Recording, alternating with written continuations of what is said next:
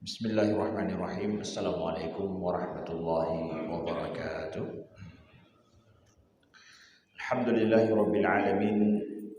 Nahmaduhu wa nasta'inuhu wa nastaghfiruhu wa nastahdihi wa na'udzu billahi min shururi anfusina wa min sayyiati a'malina. May yahdihillahu fala mudilla lahu wa may yudlil fala hadiya lahu. Asyhadu an la ilaha illallah wahdahu la syarika lahu wa asyhadu anna Muhammadan 'abduhu wa rasuluh. Allahumma salli wa sallim wa barik ala sayyidina Muhammadin wa ala alihi wa sahbihi wa sallim.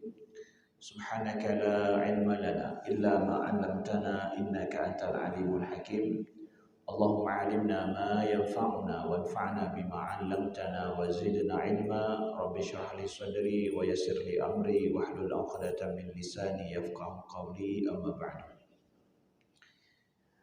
Alhamdulillah, segala puji bagi Allah, salawat dan salam senantiasa tercurahkan kepada baginda Rasulullah sallallahu alaihi wasallam, kepada keluarga beliau sekalian, kepada para sahabat tabi'in, kepada para tabi'in, tabi'in wa man tabi'ahum bi ihsanin ila yaumiddin.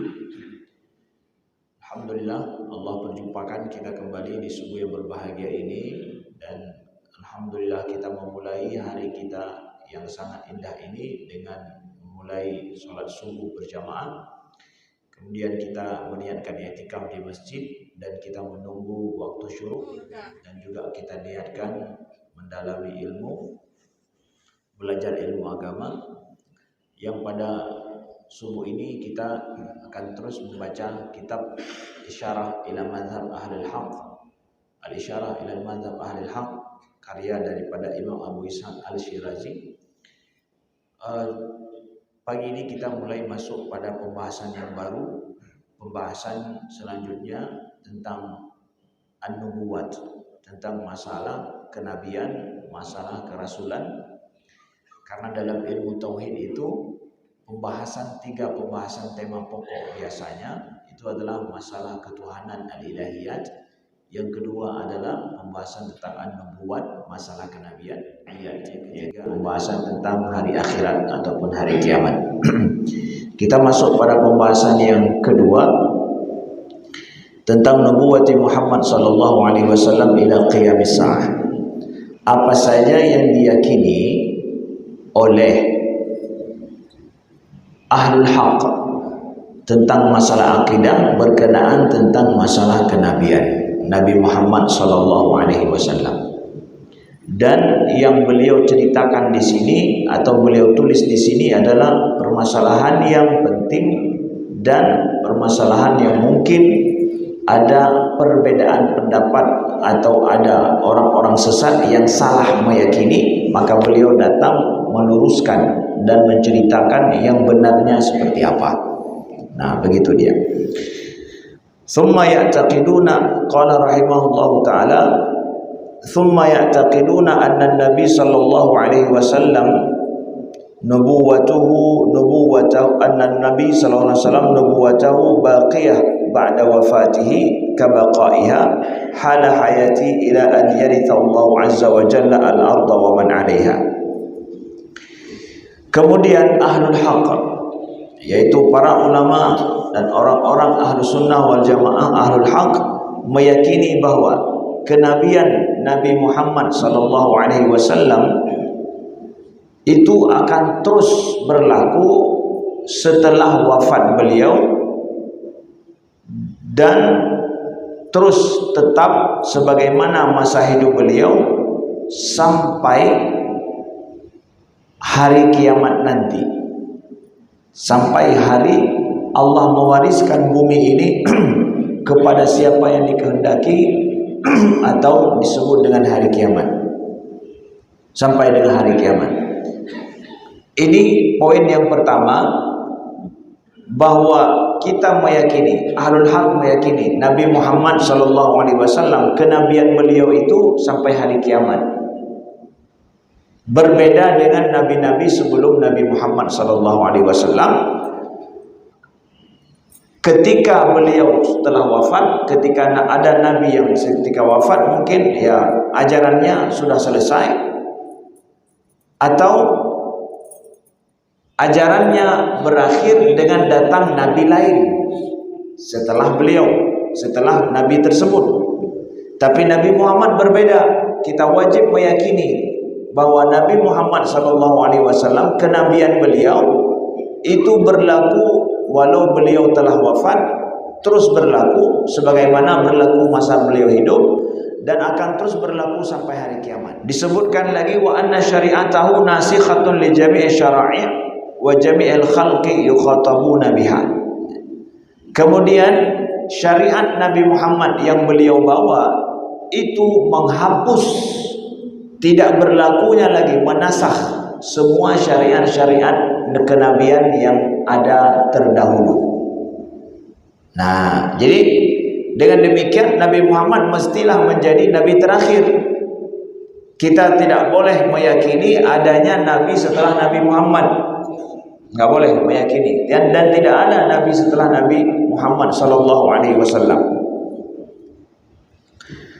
Jadi kalau ada orang yang meyakini ada nabi setelah Nabi Muhammad, maka itu semua adalah kepalsuan, dan itu semua adalah bertentangan dengan akidah Ahlus Sunnah wal Jamaah, akidah Ahlul Haq, bertentangan dengan Islam itu sendiri. Nah, jadi ini poin yang kedua, yaitu syariat Nabi Muhammad berlaku sampai hari kiamat, bukan cuma berlaku saja, tapi menasakh yang lain. Menasakh artinya menghapus, menjadikan yang lain sudah tidak valid lagi. Kalaupun ada, Ustaz, di dalam Taurat itu ada ayat yang benar, di dalam Injil itu ada ayat yang benar, ayat-ayat itu sudah tidak berlaku lagi. Yang berlaku adalah ayat-ayat yang ada dalam Al-Quran. Kalaulah sama antara ayat dalam Injil, dalam Taurat dengan Al-Quran, ya berarti berlakunya karena sama dengan Al-Quran. Ya, karena sama dengan Al-Quran. Tetapi hukum dalam Taurat dan Injil sudah tidak berlaku lagi, tidak diamalkan lagi. Sehingga Nabi katakan, kalaupun seandainya nanti Nabi Isa alaihissalam turun sebelum datangnya kiamat sebagai tanda syarat, tanda datangnya kiamat adalah salah satunya turun Nabi Isa, itu juga Nabi Isa mengikuti syariat Nabi Muhammad, enggak mengikuti syariat beliau. Yang berlaku syariat Nabi Muhammad SAW. Jadi nasikh. Nah, jadi kita bukan cuma meyakini Nabi Muhammad sebagai nabi terakhir sampai akhir zaman, kita meyakini juga bahwa syariat beliau itu menasakh semua syariat-syariat Nabi sebelumnya. Nah, begitu. Wa jami'ul khalqi yukhatabuna biha. Kemudian yang ketiga lagi apa? Semua manusia, semua khalq, ciptaan Allah itu disampaikan syariat Nabi SAW. Jadi kita disuruh untuk menyampaikan syariat Nabi kepada semua makhluk Allah. Jadi semua makhluk Allah maksudnya semua manusia. Ya, semua makhluk Allah bermakna juga sampai jin sekalipun. Sampai bangsa jin sekalipun itu yukhatab. Itu juga adalah berlaku syariat Nabi Muhammad SAW. Sebagaimana kita tahu bahwa para ulama menyebutkan dan menjelaskan dengan tegas bahwa jin itu sendiri juga mukallaf seperti kita. Itu juga disyariatkan dan juga didakwahkan, disuruh untuk beriman kepada Allah Subhanahu wa taala, atau disebut dengan mukallaf. Jadi bangsa jin mukallaf sama dengan kita juga. Mukallaf sebagaimana kita mukallaf, ada pembebanan hukum syariat dan kewajiban meyakini beriman pada Allah, bangsa jin juga begitu. Salah satu dalilnya mana? Adalah wa ma khalaqtul jinna wal insa illa liya'budun. Sama diciptakan jin dengan kita itu untuk menyembah Allah Subhanahu wa taala. Kemudian dalam surat jin kita dapatkan bagaimana disebutkan bahwa jin mendengarkan Al-Quran dibacakan oleh Nabi SAW secara ta'ajub dia. Bahkan dia mengatakan bahwa unzila ba'da Musa, mereka mendengarkan Al-Quran dengan ta'ajub yang diturunkan setelah apa yang diturunkan kepada Nabi Musa. Nah, jadi jin ini mendengar, mungkin dia hidup masa Nabi Musa sampai Nabi Muhammad. Dia sempat dengar pada masa Nabi Musa, kemudian dia dengar lagi masa Nabi Muhammad. Kemungkinan seperti itu sebagian para pendapat para ulama tafsir. Nah, mereka juga dengar. Jadi syariat Nabi Muhammad ini, Al-Quran yang kita baca, bangsa jin juga berlaku, yukhatab. Andai kata kita bisa ngomong dengan mereka, maka juga berlaku. Tapi kita hanya disuruh untuk bangsa kita saja, sesama manusia. Yukhatab biha jami'ul khalq. Maka oleh sebab itu, ketika kita tinggal, orang muslim tinggal di suatu tempat yang di situ ada orang non muslim, atau maaf, orang yang tidak sama dengan iman dengan kita, maka kita menyampaikan kepada mereka apa yang kita yakini, apa yang kita amalkan. Kasih mereka tahu dengan benar, bukan dipaksa, bukan, sampaikan. Kita misalkan seperti semalam kita katakan di Lok Semawe, ada nggak orang yang nggak kenal dengan Islam? Oh enggak Ustaz lah, mana ada, semua orang udah kenal dengan Islam kok. Belum tentu. Walaupun mereka tinggal bersama dengan kita yang enggak kenal Islam, yang mereka kenal orang muslimin. Yang mereka kenal siapa? Yang belanja sama dia, bapak haji ini, bapak haji itu, yang belanja dengan dia. Tapi bapak haji ini, bapak haji itu kan punya akhlak masing-masing. Kalau dia tahu Islam melalui pak ini, bapak itu, ini kok sama-sama tempuh haji, tapi yang satu bonnya boleh macam-macam dibuat. Bon curang itu walaupun haji, maaf ya, misalkan ada ini juga katanya orang muslim tapi belanja sama saya selalu bonnya begini, yang satu lagi enggak. Jadi yang Islam yang mana sebenarnya ini? Ya, makanya toko-toko yang ATK lebu pedung gedak lagut atau orang yang Islam atau yang kan Islam? ATK, alat-alat tulis dan macam-macam, alat-alat kantor, belanja kantor. Yang gak lagut ada orang Islam atau kan orang Islam? Ci jawab. Ada Cina juga, yang non Muslim. Pakan. Jadi itu boleh lewatnya pun. Yang hidup orang Islam yang laginya, belum tentu dia tahu Islam yang sebenarnya. Nah, jadi sampaikan Islam yang sebenarnya dalam hadis Nabi seperti apa. Cara ajaran Islam sebenarnya seperti apa? Maka dia nggak pernah masuk Islam. Ya, orang Islam aja seperti itu, lebih berat jih dengan lebih berat jih dengan kemauan baji kan. Di pakar-pakar toko-toko yang lainnya udip, toko orang Islam yang betul-betul jujur, payah tok. Karena tanya perlebuan kosong. Ji ijo le urang yang hanaiman, nyuruh yang naiman haji ijo. Bahan ijo hana belum. Bakji, kita tidak mau belanja sama dia. Kenapa? Anjir markup. Bawanya hanaiman juga gimana dia. Jadi barang sampai lagut. Jadi yang jualan itu yang dia tahu Islam itu adalah melalui orang muslimin yang curang-curang seperti itu. Maka kewajiban dia sampaikan Islam yang sebenarnya seperti apa.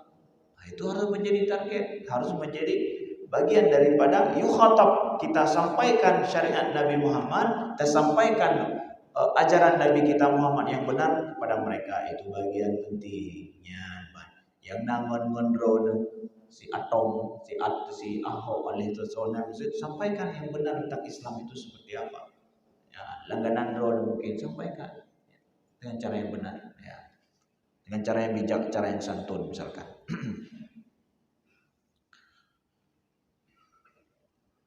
Qala Allah azza wa jalla, ya, wa ma arsalnaka illa kafatan linnas. Sebagaimana firman Allah, tidaklah kami utus engkau wahai Muhammad kecuali illa kafatan linnas, kecuali untuk manusia seluruhnya, manusia semuanya.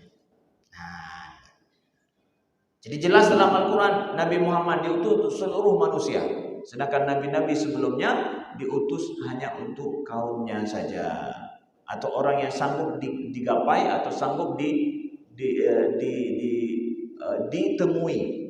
Seperti Nabi Musa kepada Bani Israel dan juga kepada orang Mesir yang beliau temui di negeri itu. Nah, begitu. Sedangkan Nabi Muhammad untuk seluruh manusia. Ini menunjukkan bahwa memang beliau adalah Nabi yang terakhir. Tidak perlu lagi kepada Nabi setelah itu karena beliau sudah diutus untuk seluruh manusia.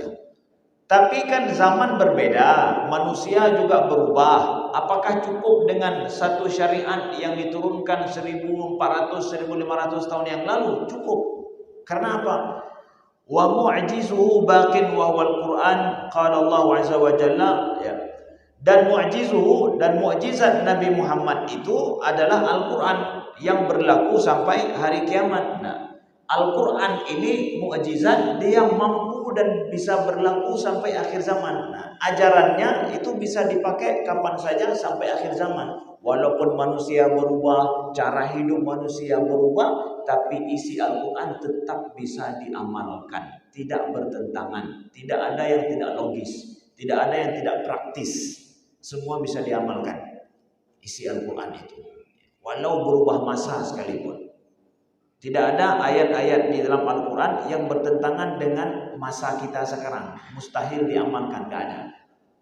Itulah mukjizat, satu mukjizat Al-Quran. Jadi tidak perlu lagi kepada kitab yang lain. Kenapa? Kitab yang ini saja tetap valid, ya, tetap berlaku, logis sampai kapanpun. Itu salah satu mukjizat Al-Quran.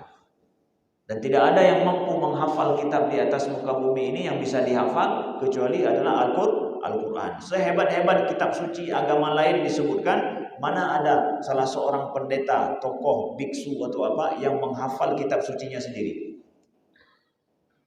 Nggak ada. Al-Quran, jangankan seorang ustadz atau seorang kiai, seorang tengku, anak kecil nggak paham apa-apa sudah menghafal. Menunjukkan bahwa dia akan kekal dalam ingatan manusia sampai akhir zaman. Bisa kekal dalam ingatan manusia, bahkan alam bawah sadarnya bisa mengetahui Al-Quran itu, ya, bisa kekal dengan alam bawah sadar manusia. Masya Allah, ya.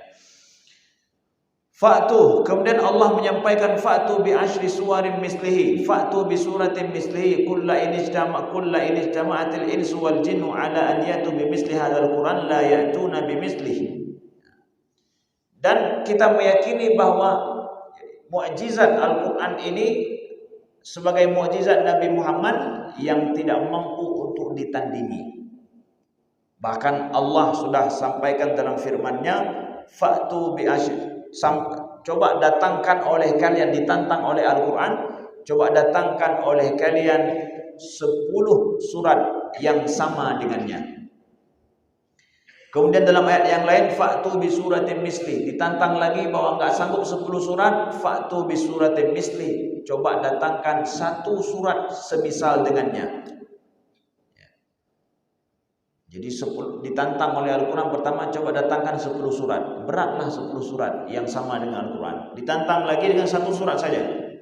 1 surat dalam Al-Quran berarti kalau 1 surat coba pilih yang mana yang paling pendek. Yang paling pendek surat Ikhlas, coba, atau Inna A'thaina, coba Al-Kautsar, semisal dengan surah Al-Kautsar 1 baris yang terdiri daripada 1 ayat, coba buat wahai kalian surat yang sama dengan Al-Quran walaupun 1 baris saja. Sanggup gak? Itu kan ditantang langsung oleh Al-Quran. Kalau gak percaya Al-Quran sebagai mukjizat diturunkan oleh Allah, coba buat 1 surat yang semisal dengan itu. Kalau kita orang gak paham bahasa Arab sudah jelas gak sanggup buat. Ini yang ditantang justru orang yang mampu berbicara dan mampu menguasai bahasa Arab dengan baik. Bukan orang zaman ini, tapi orang zaman dulu, bahkan masa hidup Nabi yang mereka sangat fasahah dan balaghah mereka sangat tinggi sekali. Penyair-penyair Arab dulu luar biasa.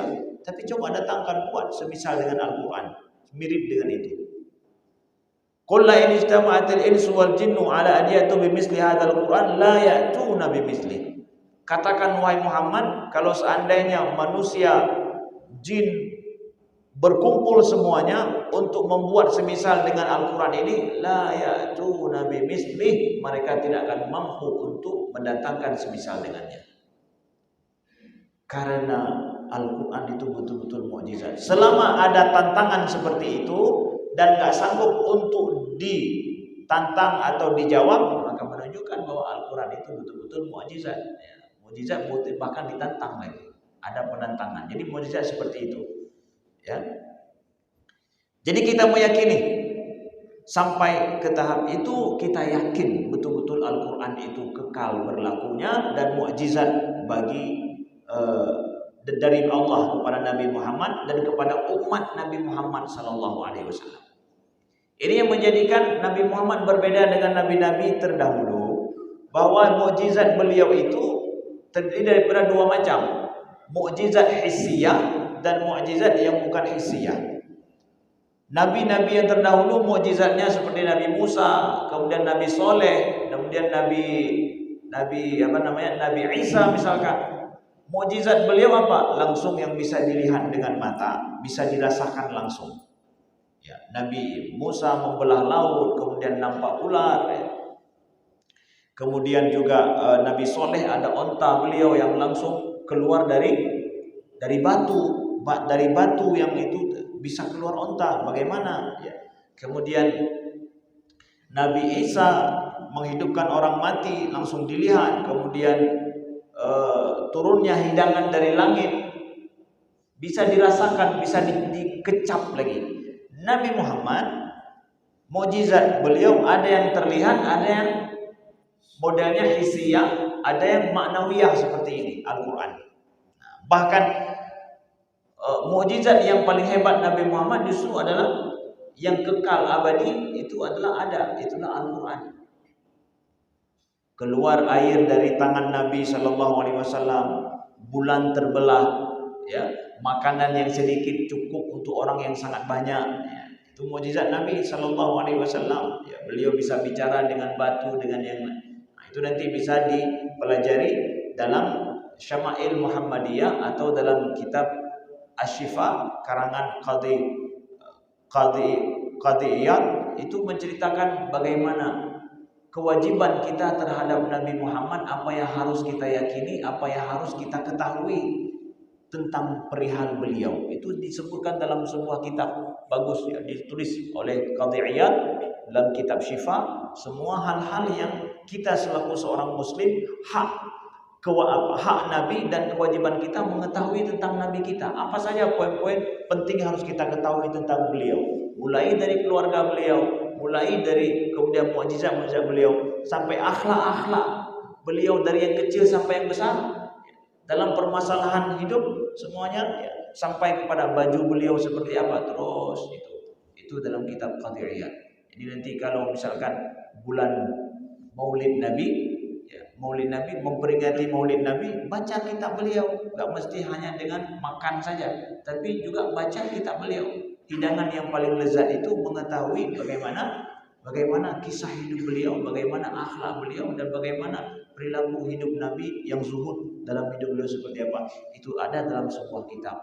Ada pertama misalkan kitab Syama'il Muhammadiyah yang dikarang oleh Imam Turmuzi, ataupun kitab Asy-Syifa karangan Qadhi Iyad. Itu bagus. Itu salah satu cara untuk memperingati Maulid Nabi Sallallahu Alaihi Wasallam. Yang pegah baik kauri pun baca dengan pesalah kemana, ya kan? Anak akan garu insyaallah taala. Baik, setelah itu kita lihat wa anna mi'rajuhu sahih wa kana fil yaqظah la fil manam fa usriya bi ila baitil maqdis qala Allah azza wa jalla subhanalladzi asra bi 'abdihi lailan minal masjidil haram ila al masjidil aqsa wa muhalun an yaqula asra bi wa lam yasri bi wa urija bihi ila samawati sab' wa ila al-'arsy wa 'arada 'alaihi jamil makhluqat. Kemudian nukta selanjutnya, ahlul haq meyakini bahwa Nabi Muhammad sallallahu alaihi wasallam telah bermi'raj dengan benar. Nah, ini karena ada orang yang enggak mau percaya, kelompok pada masa itu yang enggak mau percaya Nabi mi'raj. Mi'raj Nabi itu benar, wa kana fil yaqظah la fil manam, dalam kondisi Nabi sadar, bukan dalam tidur. Bukan dengan mimpi beliau mi'raj. Ya. Mi'raj ke langit ataupun Isra Mi'raj Nabi itu bukan dengan mimpi, bukan dalam tidur. Nah, karena ada pada masa beliau yang meyakini bahwa itu terjadi dalam mimpi beliau. Kalau dalam mimpi berarti bukan mukjizat, bukan sesuatu yang luar biasa. Kita pun bisa, siapapun bisa begitu. Tapi kalau misalkan langsung nyata dalam sadar beliau, bukan alam mimpi. Nah, inilah yang terjadi dengan Nabi Muhammad, dan ahlul haqqi meyakini seperti itu. Terjadi dalam yaqظah. Ini yang kita yakini, masalah Isra Mi'raj Nabi kita Muhammad sallallahu alaihi wasallam. Sampai kita di negeri kita, alhamdulillah, Isra Mi'raj itu, hari Isra Mi'raj libur ya. Kita hari tanggal merah itu, hari libur. Isra dan Mi'raj. Untuk apa itu? Untuk mengenang kejadian luar biasa ini, Mi'raj Nabi sallallahu alaihi wasallam. Maka bagus untuk generasi kita terus masalah Mi'raj Nabi sebagai itu, mengenang itu ya, bukan cuma hanya liburan saja. Itu makna itu kita tanamkan dengan baik. Kenapa beliau harus Isra dan Mi'raj? Apa hikmah di belakang itu? Itu kita pakai hari liburan Isra Mi'raj itu untuk kita ajarkan anak-anak sekolah, anak-anak kita, bahkan masyarakat di masjid untuk kita peringati itu. Nanggro mentengkai pegat tanggai mirah truk gedanya dah begahnya bid'ah hanjir meyakini. Ajarkan umat, itu adalah cara untuk mengajarkan umat, untuk mengingatkan akan mukjizat yang luar biasa dalam hidup Nabi sallallahu alaihi wasallam. Karena sejarah kalau tidak diingatkan dia akan hilang. Itu penting, harus kita tahu. Sejarah kalau enggak diingatkan maka dia akan hilang. Sejarah Nabi setiap tahun kita peringati untuk apa? Untuk mengenang, kita ingat, dan kita ambil pelajaran dan kita ajarkan kepada generasi yang akan datang secara terus menerus. Dan kemudian Allah berfirman, Subhanalladzi asra bi 'abdihi laila. Maha suci Allah yang telah memperjalankan hambanya pada malam hari, minal Masjidil Haram ila Masjidil Aqsa, dari Masjidil Haram ke Masjidil Aqsa. Maka kata Imam Abu Ishaq, mustahil Allah mengatakan telah memperjalankan hambanya tapi tidak diperjalankan. Mustahil itu. Allah tidak pernah berbohong sama sekali. Maka selama Allah sudah sampaikan begini, maka betullah. Maka orang yang mengingkari tentang Isra ini itu bisa sampai kepada kekufuran karena ayatnya jelas. Ayatnya aja jelas.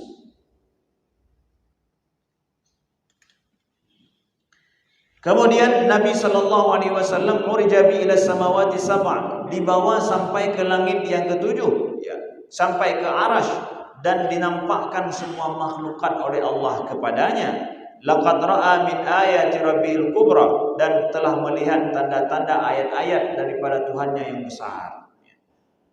Para ulama mengatakan, beda-beda pendapat para ulama tentang apa yang dilihat oleh Nabi kita Muhammad sallallahu alaihi wasallam.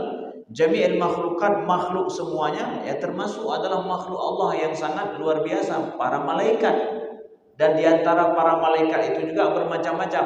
Ada para malaikat yang bertingkat-tingkat, dan yang bahasanya rajanya malaikat itu adalah Jibril, dan Nabi Muhammad melihat asli Jibril itu seperti apa langsung.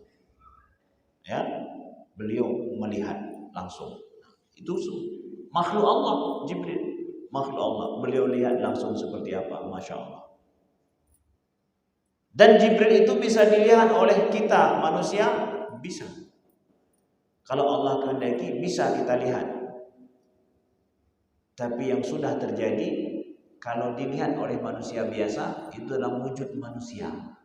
Seperti datang kepada para sahabat, Jibril dalam wujud manusia. Begitu juga Jibril datang kepada Maryam, Sayyidah Maryam, ya. Datang beliau memberi kabar gembira akan lahir seorang anak dari beliau. Dengan cara apa? Beliau datang, ya.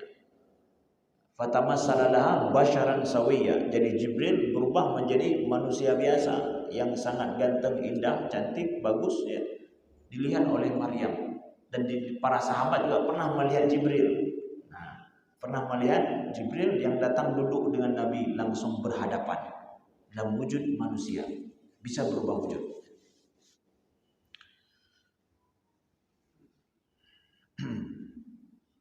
Wa sami'a kalam Allah al-qadim azali bila wasitah kama sami'a Musa alaihi salatu wassalam bila wasitah qala Allah fa auha ila 'abdihi ma auha. Fal farqu baina nabiyyina wa baina Musa alaihi salatu wassalam anna Musa alaihi salatu wassalam sami'a kalamir Rabb azza wa jalla wa huwa ala wajhil ardi min wara'i hijab wa nabiyyina alaihi salatu wassalam sami'a kalam Allah azza wa jalla wa huwa bil ufuqil a'la la min wara'il hijab bal ma'al musyahadah.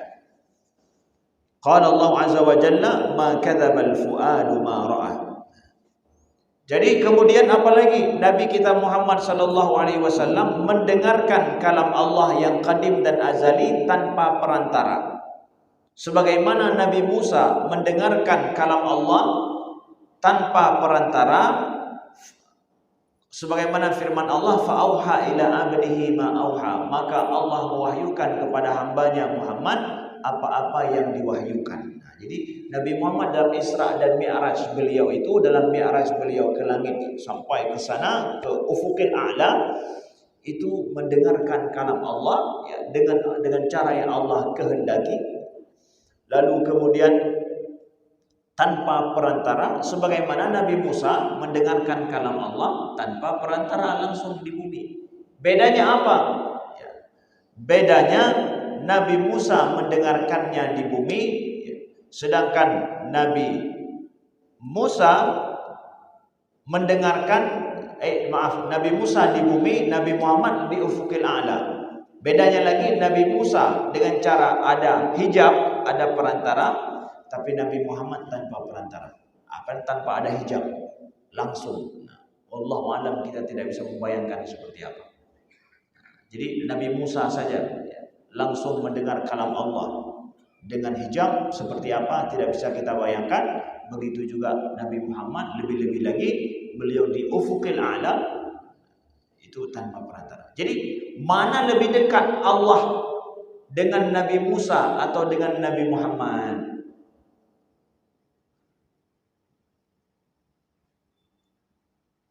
Ya, sama-sama dekat. Bedanya ini dekat di bumi, itu dekat di ufukil a'la. Jadi di bumi kita bisa dekat dengan Allah, bisa. Di langit juga bisa dekat dengan Allah. Tidak bisa kita katakan bahwa Nabi Muhammad lebih tahu dengan Allah karena ka ufukil a'la, sedangkan Nabi Musa hananto. Nabi Musa jika berhamba dengan Allah di bumi, Nabi Muhammad ini di ufukil a'la. Tidak ada istilah lebih dekat, artinya lebih dekat secara tempat. Enggak, karena tempat tidak berlaku bagi Allah. Tapi Nabi Muhammad kenapa di ufukil a'la? Tasyrifan, kemuliaan bagi Nabi Muhammad. Ya.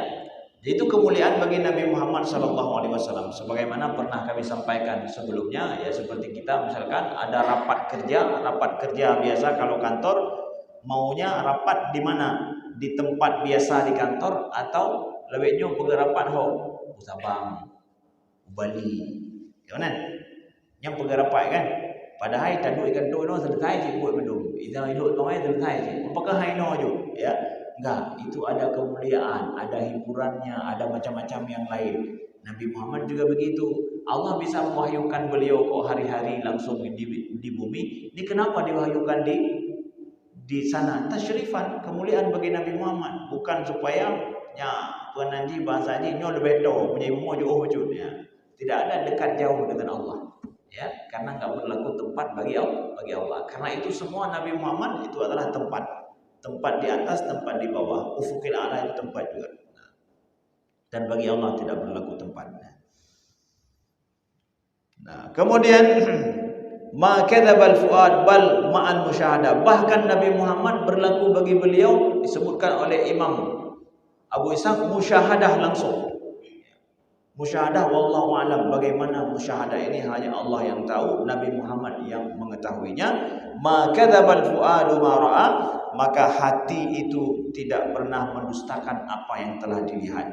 Ai ma kadzabal fuadu ma ra'a bi aini ra'sihi wa najmi ma ukhbira bi sidqun min qawlihi alaihi salatu wassalam asyraftu alal jannah. Nah, jadi Begitu adanya bahwa Nabi Muhammad bahkan berlaku pada beliau pada saat itu adalah musyahadah langsung dengan mata hati beliau atau bi'aini ra'sihi dengan mata kepala beliau bahasanya. Wallahu alam, kita tidak tahu, tidak bisa membayangkan musyahadah itu seperti apa. Begitu disampaikan oleh Imam Abu Ishaq tentang masalah ini. Jadi itu diantara poin-poin yang kita yakini tentang Nabi kita Muhammad sallallahu alaihi wasallam. Wa hadza dalilun ala anna al-jannata wan nara makhluqatan qala Allah azza wa jalla u'iddat lil muttaqin wa u'iddat lil kafirin muhalun an yaqul u'iddat wa ma u'iddat faman ankara dzalika kadzaba ala Allah azza wa jalla wa rasuluhu sallallahu alaihi wasallam fima akhbara bihi wa dzalika kufrun. Begitu juga kita yakini bahwa surga dan neraka itu ada, telah diciptakan oleh Allah. Nah, ini juga bagian daripada pembahasan Ahlus Sunnah wal Jamaah yang diingkari oleh orang kaum Mu'tazilah. Pertanyaannya apa? Apakah surga neraka ada sekarang atau enggak? Surga neraka saatnya atau mana? Mu'tazilah mengatakan bahwa belum lagi, diciptakan nanti hari kiamat. Karena kalau diciptakan sekarang sia-sia, nggak ada yang masuk. Hanjit sia-sia. Ahlus Sunnah wal Jamaah mengatakan bahwa surga dan neraka makhlukatan, itu diciptakan oleh Allah saat ini. Ya ada. Saat ini ada. Buktinya mana? Ayat Allah u'iddat lil muttaqin, yang telah dipersiapkan bagi orang-orang yang bertakwa. Ini sudah ada. Begitu juga jahannam mu'iddat lil kafirin. An-nar itu, neraka itu dipersiapkan bagi orang-orang kafir. Berarti neraka juga sudah dipersiapkan, berarti ada. Jadi Sunnah wal Jamaah meyakini itu. Sehingga Nabi dalam Isra dan Mi'raj, kalaulah benar riwayat ini, dalam riwayat disebutkan oleh Imam Abu Isa, asyraftu 'alal jannah fa wajadtu aktsaruha al-mulhu wa asyraftu 'alan nari fa wajadtu aktsaruha nisa. Jadi Nabi bahkan melihat kebanyakan ahli surga itu adalah orang-orang yang mereka sibuk dengan ibadah dan tidak melalaikan dirinya dengan hal-hal yang tidak berguna. Kemudian di dalam neraka itu kebanyakannya adalah wanita. Beliau sampaikan. Berarti menunjukkan Nabi sudah melihat dan surga dan neraka itu ada. Man kiman cara tunggu kekalan di dalam, sedangkan orang hanya kita menglom, tapi kebanyakan ahli surga dan inilah dia tentang permasalahan gaib yang kita tidak bisa mampu untuk menjelaskannya secara langsung.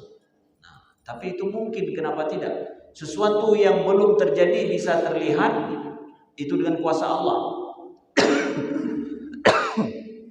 Kalau dengan ilmu kita saat ini, yang sudah terjadi bisa dilihat. Itu yang diajarkan oleh Allah pada kita hari ini. Semua yang terjadi bisa dilihat. Yang belum terjadi bisa dilihat enggak?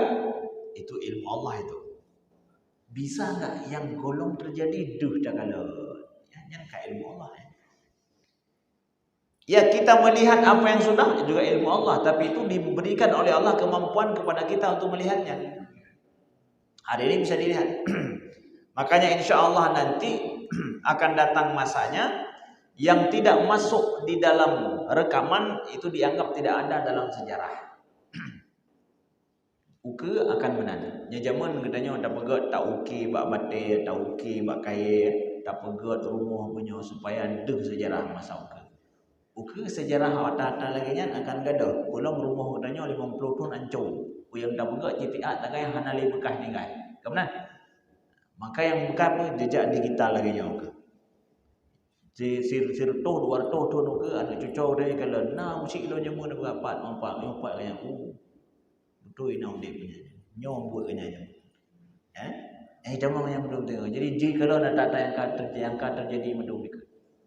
Makanya salah sabo jamun ini guna depa salah sabo membedakan zaman tayong dip dengan zaman yang kali adalah adanya rekaman itu.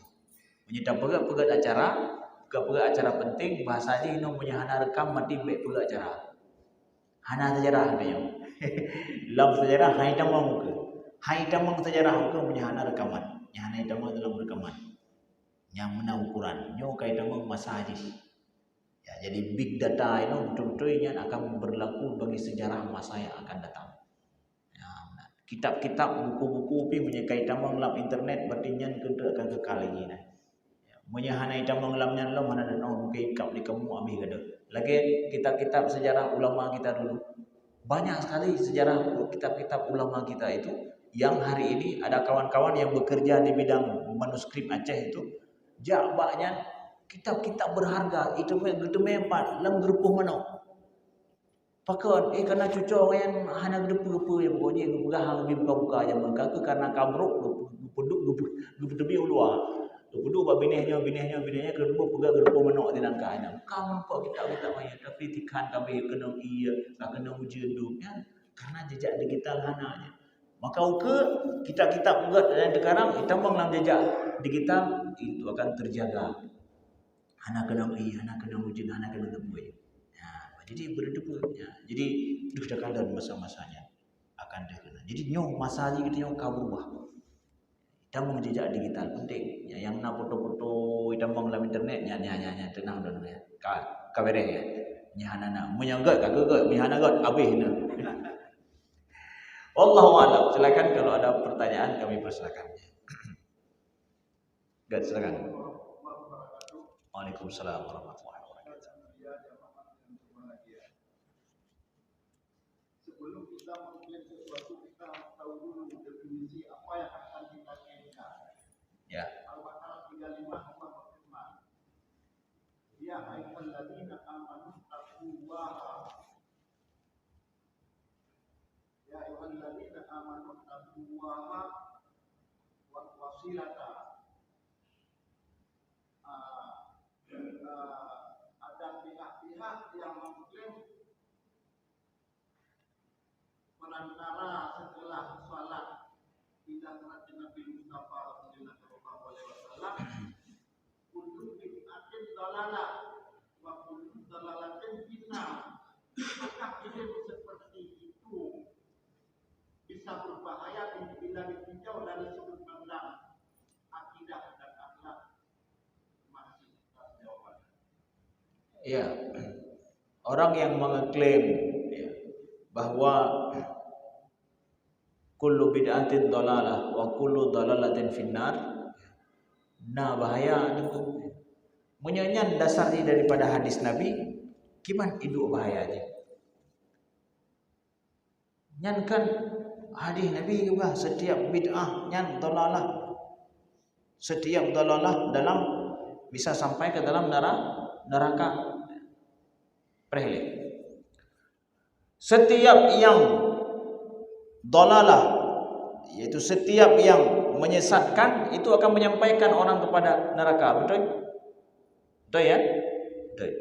Kemudian tawalikut setiap yang bid'ahnya akan menyampaikan kepada dalalah. Ingat ya, bid'ah ya, bid'ah yang jelas-jelas bertentangan dengan Al-Quran dan hadis Nabi. Nyo Ustaz. Ha? Narjana nyo pegak temayang lain 5 rakaat jana. Ha? Bid'ah bahananya. Bid'ah enggak? Jelas sampai ke sana. Bid'ah enggak itu? Bid'ah.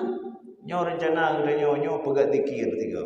Zikir kibat untuk benar supaya nyo sampai sampai ke alam yang nyan benar juk minum minuman macam yang nyan benar minumannya betulnya bermabuk jadi zikir tahu dengan Allah bisa contoh bid'ah apa kalian zikir bid'ah jelas itu jelas-jelas bid'ah yang tidak ada diajarkan Nabi bertentangan dengan sunnah Nabi bid'ah bukan bid'ah ya ada bid'ah yang jelas-jelas bid'ah bertentangan dengan yang jelas-jelas bid'ah adalah yang tidak diciptakan, yang tidak ada diajarkan oleh Nabi, kemudian bertentangan lagi dengan apa yang diajarkan Nabi. Tapi dibuat juga itu jelas bid'ah sampai kepada Allah. Nah, sampai saat ini tak pahami ohnan 10 bid'atin dalalah, setiap bid'ah yang lagi nyan, makanya sampai kepada kesesatan dan setiap kesesatan sampai nanti ke neraka. Betul bahana? Aman bahana?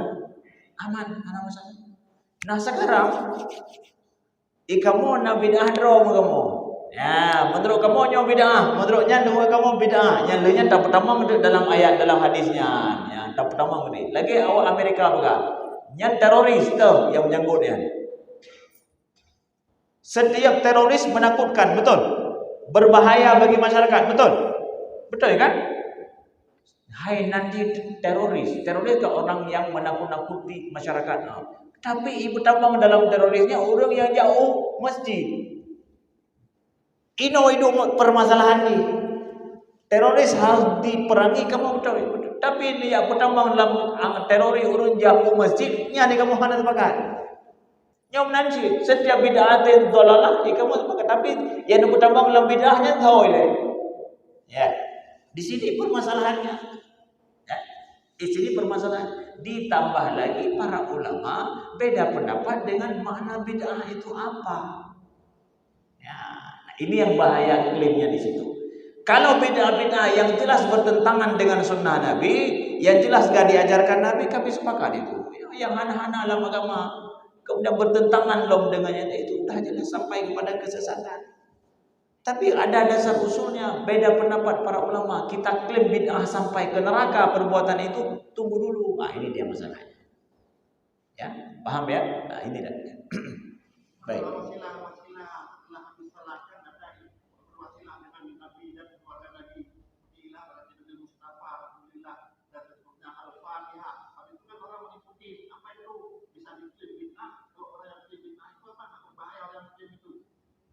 Iya, kalau itu permasalahan masih diperbincangkan atau permasalahan beda pendapat para ulama langsung, bagaimana kita mengklaim? Suruh membaca Al-Fatihah, nah salah. Nyan gero ini. Rame-rame itu yang baca Al-Fatihah, kiban.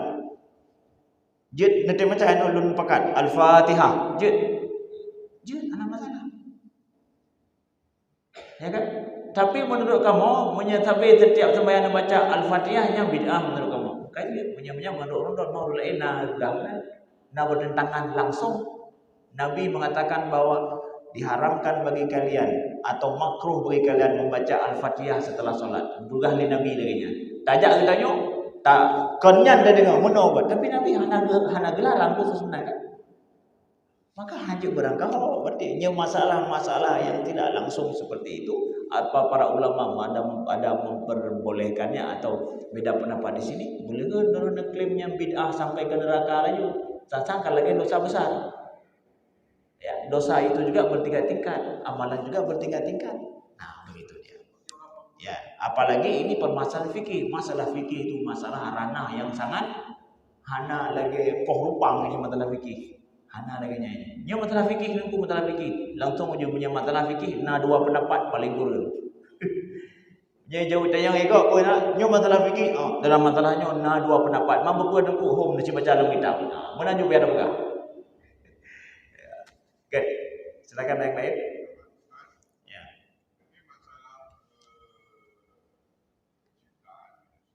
Ya.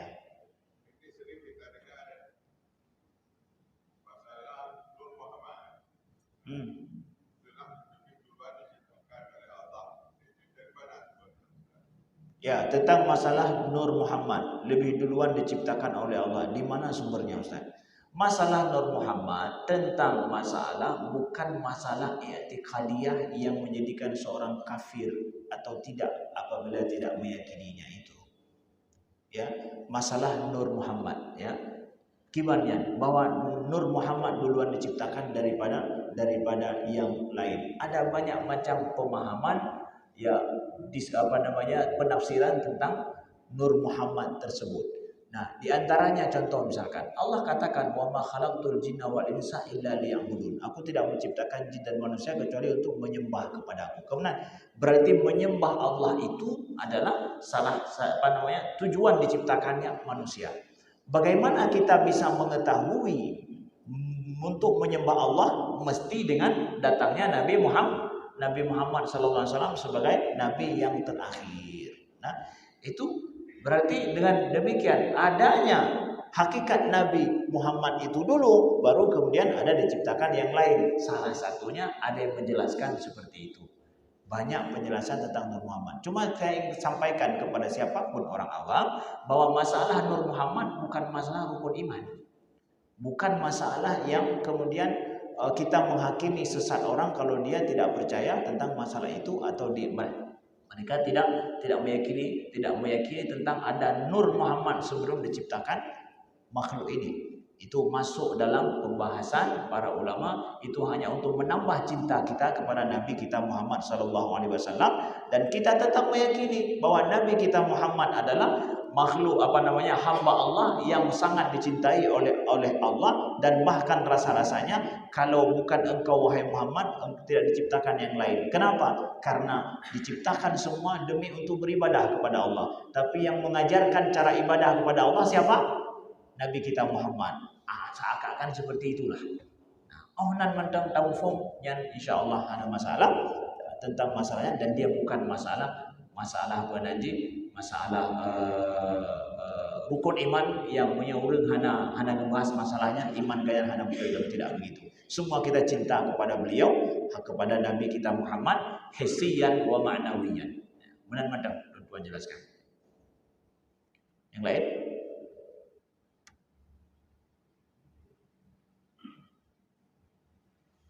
Selesai? Baik, terima kasih. Mohon maaf atas segala kekurangan. Subhanakallahumma wa bihamdika asyhadu an la ilaha illa anta astaghfiruka wa atubu ilaika. Wassalamualaikum warahmatullahi wabarakatuh.